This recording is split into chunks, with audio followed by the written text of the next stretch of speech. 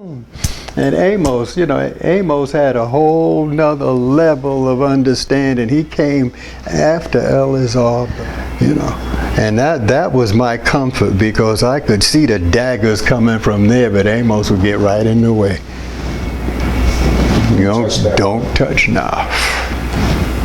And I know how to defend myself, so that's where I learned to absorb the book the way he did. I needed more help, because Amos was he was Chief Benjamin before Chief Benjamin. If it was his time to speak, he'd sit down and read a chapter. Put it down. We're going to hear from Chief Amos. He'd get up, take you on a spiritual journey inside yourself. Rather than paint you a picture, he would make you feel what needs to be understood right now. You see? And so that skill was so beautiful. While we would be sitting around enjoying ourselves after Shabbat, or on a Sunday, or whatever, inevitably we'd go to the book. And we get in the book and see the beauty of God.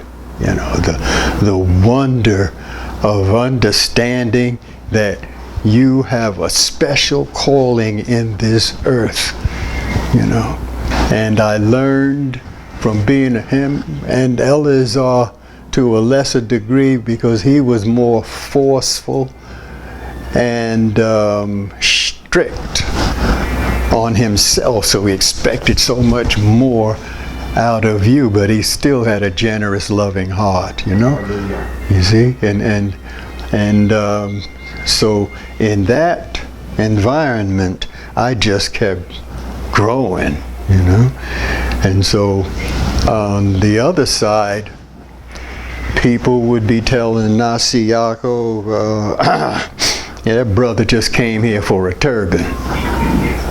He ain't gonna stay. ZERIDAH gave me the test for the turban. I got the turban. I ain't go nowhere. So they told Prince Yaakov he came for a title. See, I ain't care nothing about no title. I had these brothers here, and for all practical purposes, Simeon and Chaim, Chief Chaim and Chief Simeon, and Prince ZERIDAH, these guys were such powerful teachers. I'ma get what you got. You see, I'm already absorbing on my own, and I'm studying with brethren who love me. Right. And so I just kept growing. You found your comfort zone. I was right there, I didn't come here for all of you. I'm my brothers. That's it, man. I'm working, I'm growing. Man, oh man, it was awesome. I went through some hard times personally, because God will send you the test.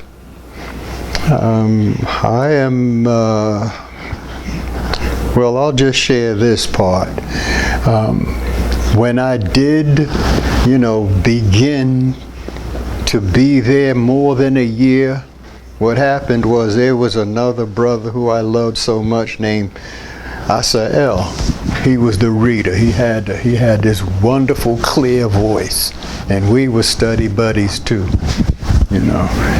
Amos was my main, my main spiritual exercise. There was always a flow going on with him, and then Asael was the same way to a lesser degree, but he was the reader, and the reader sat on a seat here, and the beamer was up high, and then the podium was up over the reader's head up there. So the teacher is up there, and he's here reading.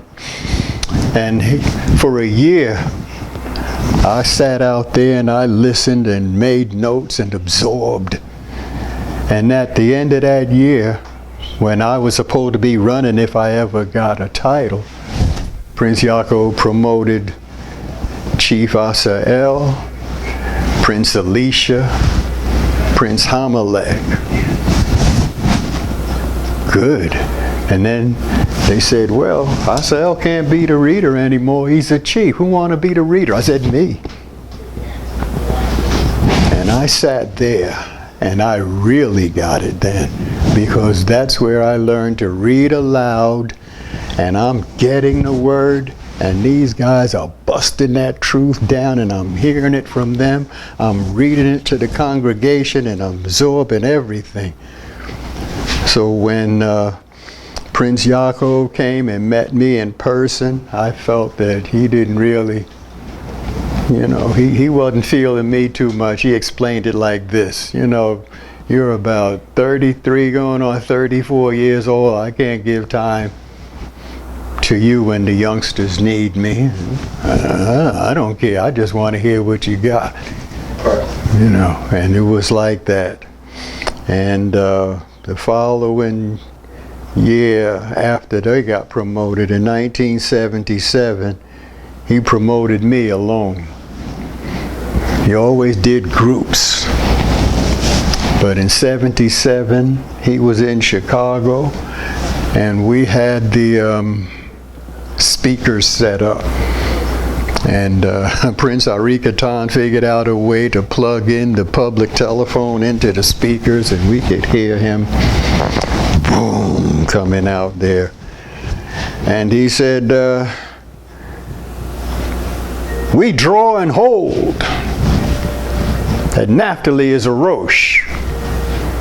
You hear that, Simeon? It came, Prince.